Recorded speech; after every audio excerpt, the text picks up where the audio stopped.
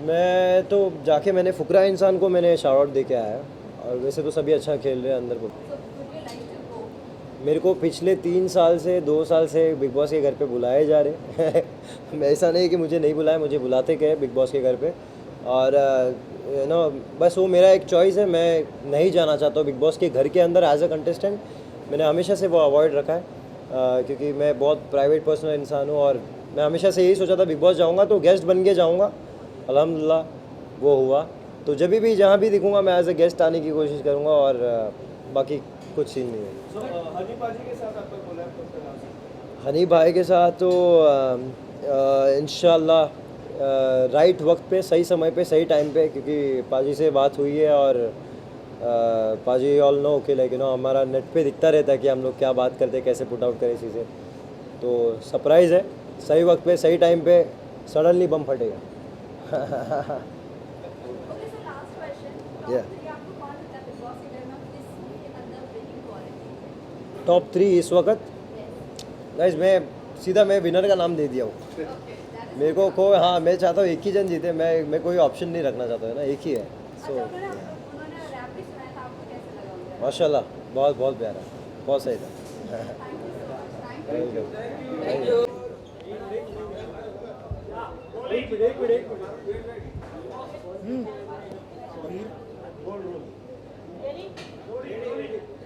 एक और वायरल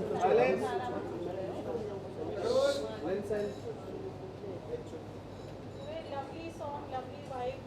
10 साल बाद गाना किसी अभी मैं आपसे क्वेश्चन है, 10 साल बाद गाना नमो स्टूडियो के साथ क्या स्पेशल है? क्या स्पेशल है? सब कुछ ही स्पेशल है। गाना है विद लेबल, और स्पेशली बंटाई की पब्लिक के लिए बहुत खुशी का मोमेंट है, क्योंकि रिकॉर्ड लेबल के साथ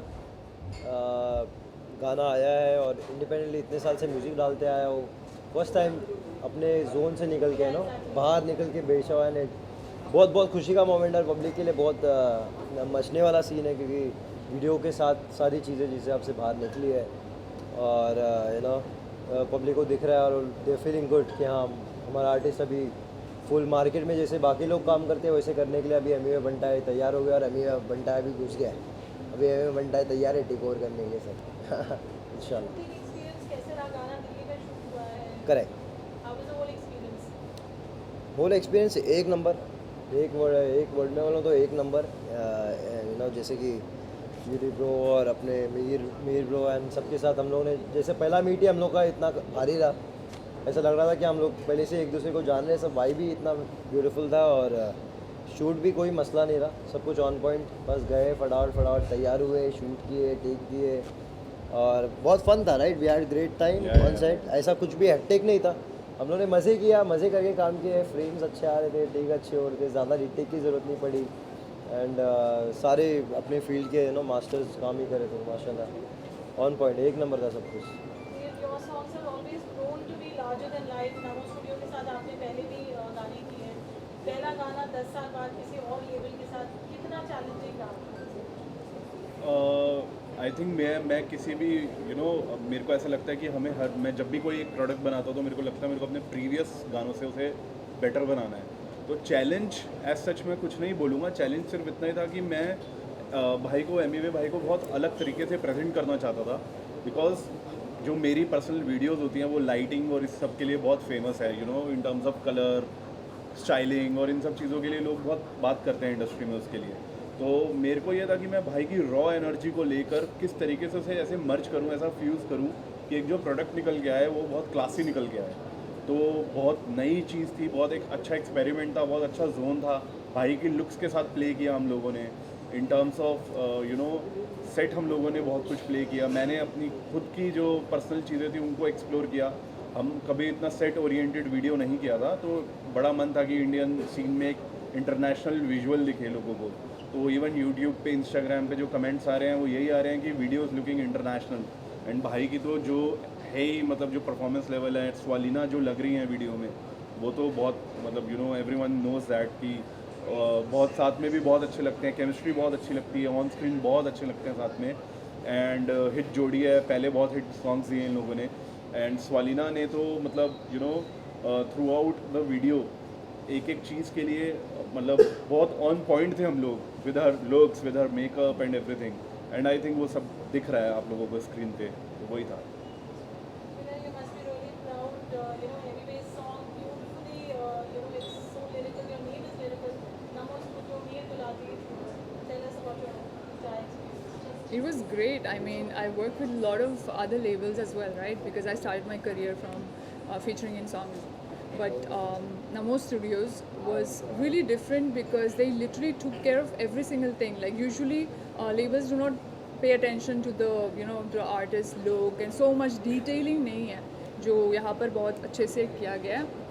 और Mihir sir though is like one of my favorite directors. I really wanted to work with him and finally I am. And I'm really, really grateful and amazing work, amazing. You guys can see the result,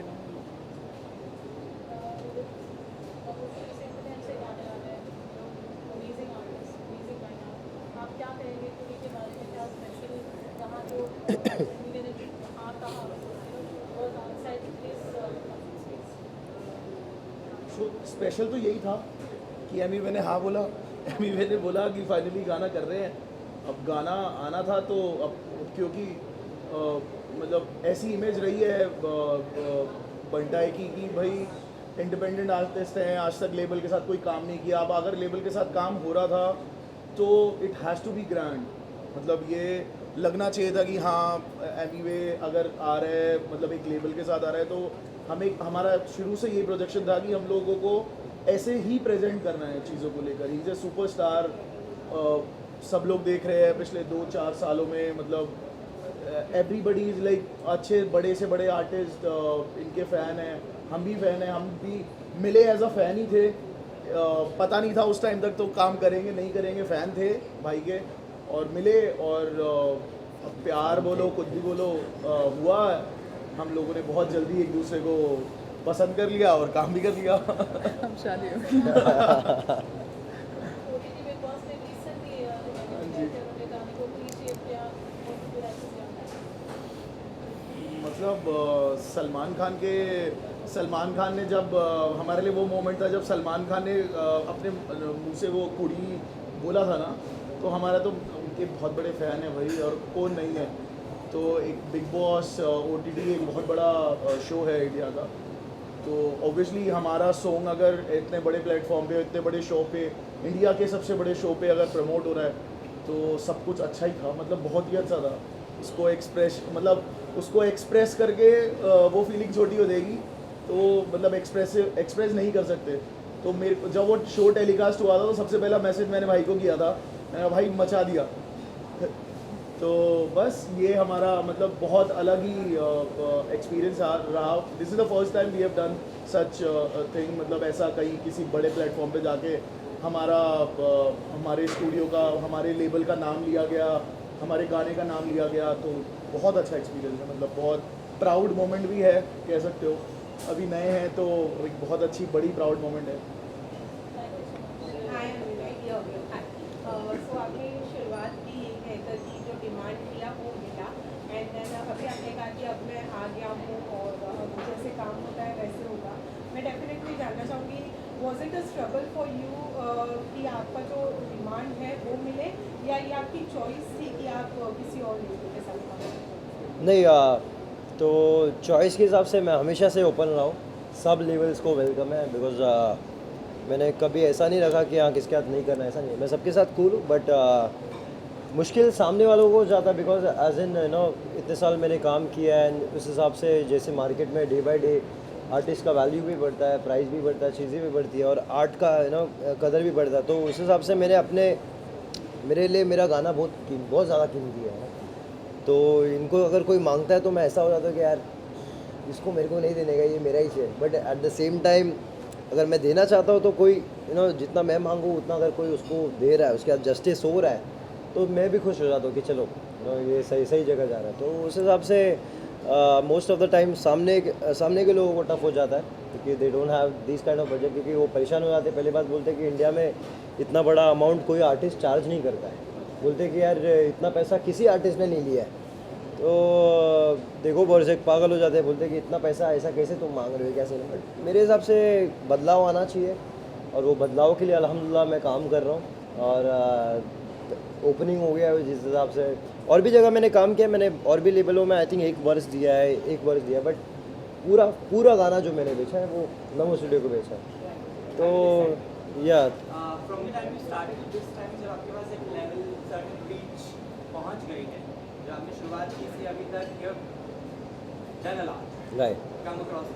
so what do you think कि आपका competition आपको लगता है, या how you see yourself, what's your motivation My- certain level की yes I will keep on banging things?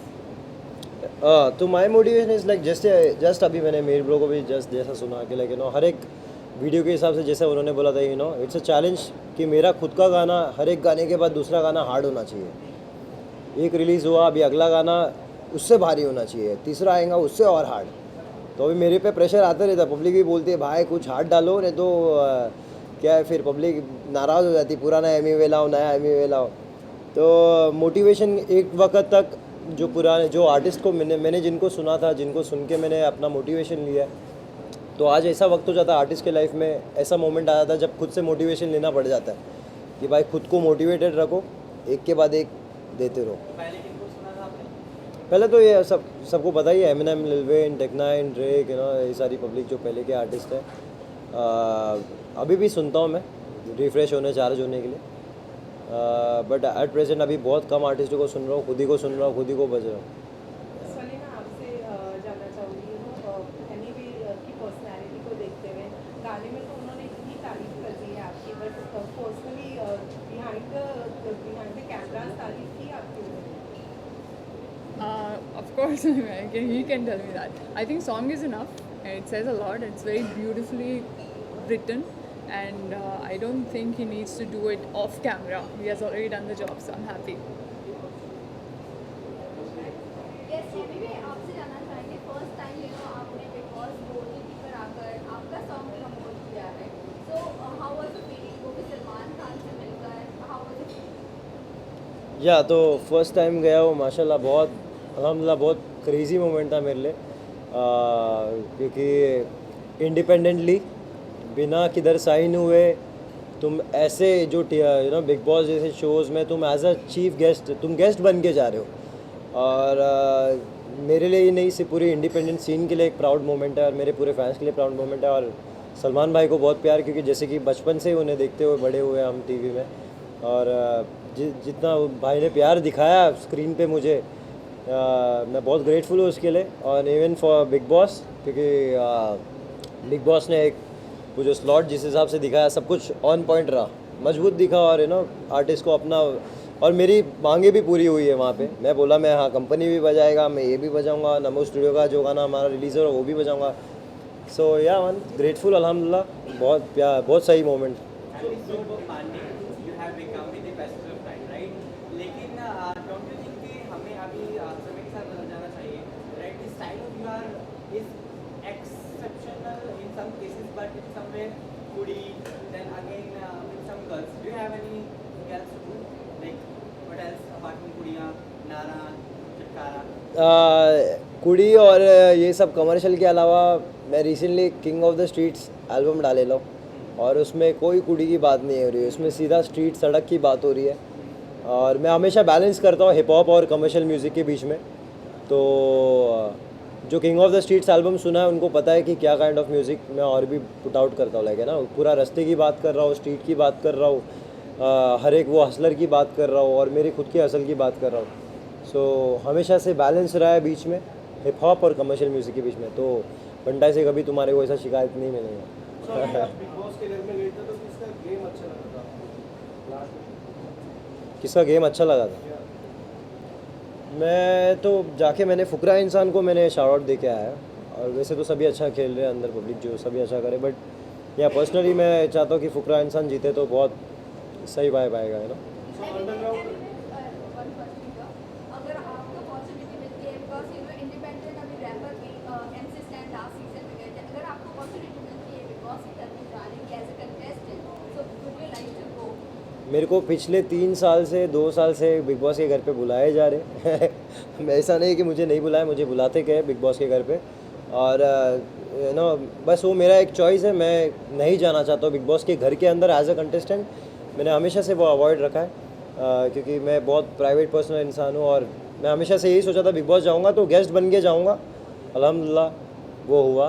तो जब भी जहाँ भी दिखूँगा मैं एज ए गेस्ट आने की कोशिश करूँगा और बाकी कुछ सीन नहीं है।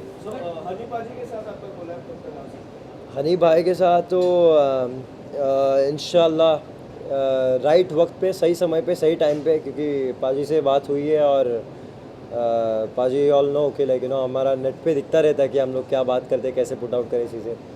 तो सरप्राइज़ है, सही वक्त पे सही टाइम पे सडनली बम फटेगा। Okay sir, last question. Yeah. आपको कौन लगता है बिग बॉस सीजन में किसके अंदर winning quality?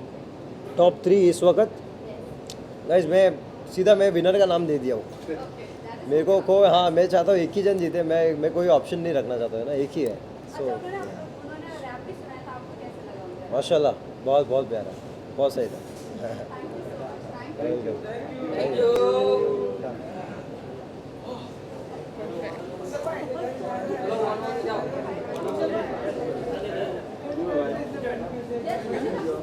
I think we're good. Done? Awesome. Thank you guys. Thank you so much, everyone. Thank you for your time. And thank you, Emir Barkai. Thank you, Rolina. Thank you, Miriam. And thank you so much.